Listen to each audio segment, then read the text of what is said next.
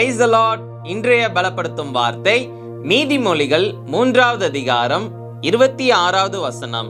Proverbs chapter 3 verse 26.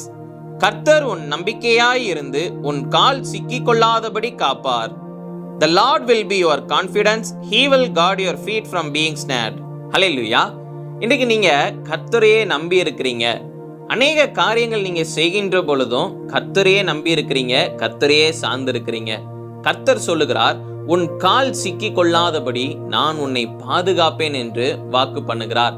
இந்த உலகத்துல அநேக தீமையான மனுஷங்க இருக்கிறாங்க, அநேக தீமையான காரியங்கள் இருக்குது. இதுல எல்லாவற்றுக்கும் நம்ம விலகி இருக்கணும் அப்படின்னா கர்த்தர் தான் நமக்கு உதவி செய்யணும். நம்ம அவரையே நம்பி இருக்கின்ற பொழுது, நம்ம அவரையே சார்ந்து இருக்கின்ற பொழுது அவர் நிச்சயம் நம்மளுக்கு உதவி செய்வார். எல்லா தீமைக்கும் விலக்கி நம்மளை பாதுகாப்பார். எதுலையும் நம்ம சிக்கி கொள்ளாதபடி அவரே நம்மளை பாதுகாக்கிறார், நம்மளை தப்புவிக்கிறார். ஹல்லேலூயா. அப்போ நீங்க அவரை நம்பி இருக்கிறீங்க, அவரை சார்ந்து இருக்கிறதுனால அவர் உங்களை கைவிட மாட்டார் என்று நீங்க விசுவாசிங்க.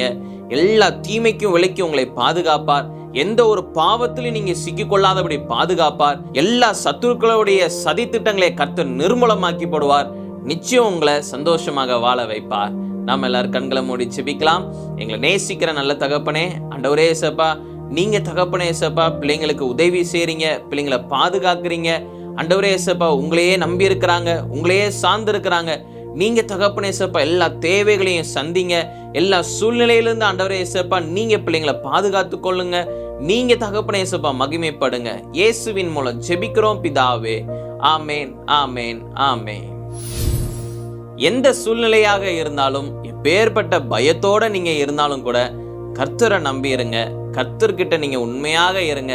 உங்களுடைய கால் சிக்கி கொள்ளாதபடி, உங்களுடைய வாழ்க்கை எந்த ஒரு பிரச்சனையிலையும் சிக்கி கொள்ளாதபடி அவரே உங்களை பாதுகாப்பார். வாலிப நாட்களையும் உங்களை பாதுகாப்பார். எல்லா நாட்களையும் அவரே உங்களை பாதுகாப்பார். ஒரு ஜெயமுள்ள ஒரு வாழ்க்கை, ஒரு பரிசுத்தமுள்ள ஒரு வாழ்க்கை வாழ அவர் கிருபை செய்வார். God bless you. Have a wonderful day.